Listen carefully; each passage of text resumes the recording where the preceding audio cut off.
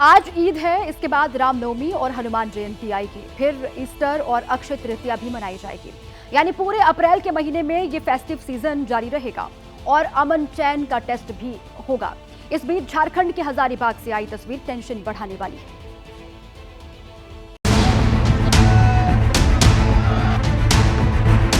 आज सनातन धर्म पर चौतरफा हमला हो रहा है।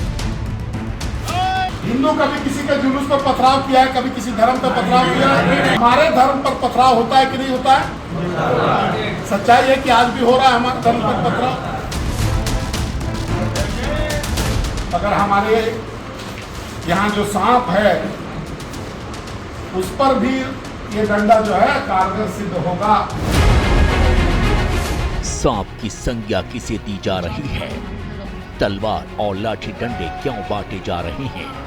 इन सवालों का जवाब समझना आसान है। हथियार बांटने वाले बीजेपी के सांसद मनीष जायसवाल हैं। ये सब उसी हजारीबाग में हो रहा है जहां 25 मार्च को मंगला जुलूस पर पथराव के बाद स्थिति तनावपूर्ण हो गई थी। अब बीजेपी सांसद मनीष जायसवाल की हथियार वाली हिमायत ने माहौल में तनाव खोल दिया है।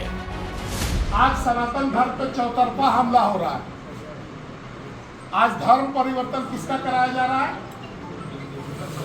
आज हिंदू का धर्म परिवर्तन हो रहा है। जो विदेश से जो लोग आ रहे हैं, चाहे बांग्लादेश से आए,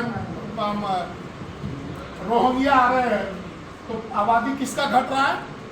हिंदू का घट रहा है। मनीष जायसवाल के हथियार वितरण और अस्त्र शस्त्र की ज्ञान टाइमिंग के सवाल खड़े कर रही है।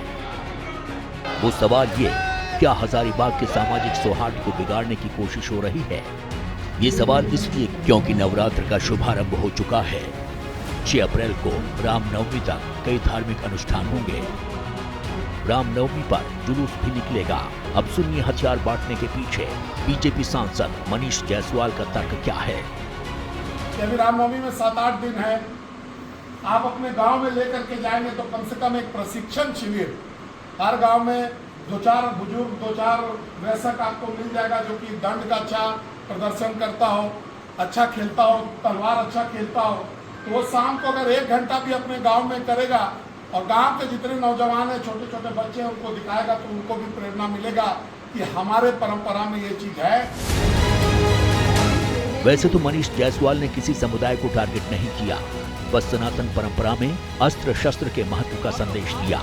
लेकिन कहीं ये संदेश महाराष्ट्र जैसी स्थिति तो नहीं तैयार कर देगा, जहां औरंगजेब के नाम पर सियासी विवाद शुरू हुआ, जो नागपुर में फसाद तक पहुंच गया। हजारीबाग में अप्रिय घटना घटी है, लेकिन इसका ये मतलब नहीं है कि कानून को अपने हाथ में लिया जाए, किसी को उकसाया जाए। हमें लगता है कि कानून का सख्ती से पालन होना चाहिए और जो दोषी व्यक्ति हैं उन पर कठोरतम कार्रवाई सुनिश्चित होनी चाहिए। महाराष्ट्र से जो तस्वीर आई है वो और भी बड़े सवाल खड़े कर रही है। तस्वीरें महाराष्ट्र के बीड़ की हैं। यगा के गेवराई तालुका के अर्धमसला गांव में एक मस्जिद में विस्फोट हुआ।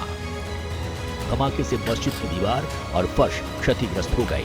मौके से पुलिस ने जिलेटिन की छड़ें बरामद की हैं। इस मामले में पुलिस ने विजय गव्हाणे और श्रीराम सागरे को पकड़ा है।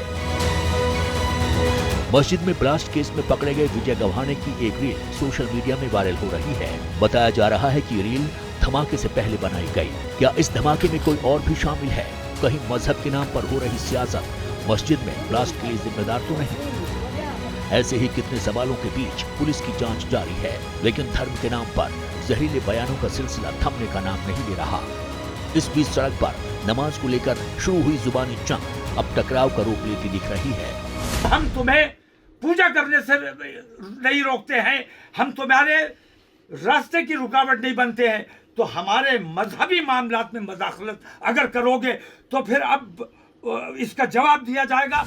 मौलाना तौकीर रजा का संदेश सड़क पर नमाज को लेकर सुलग रही सियासत को शांत करने के बजाय टकराव को बढ़ाने वाला है, जो कहीं न कहीं सामाजिक ताने बाने को भी प्रभावित करेगा।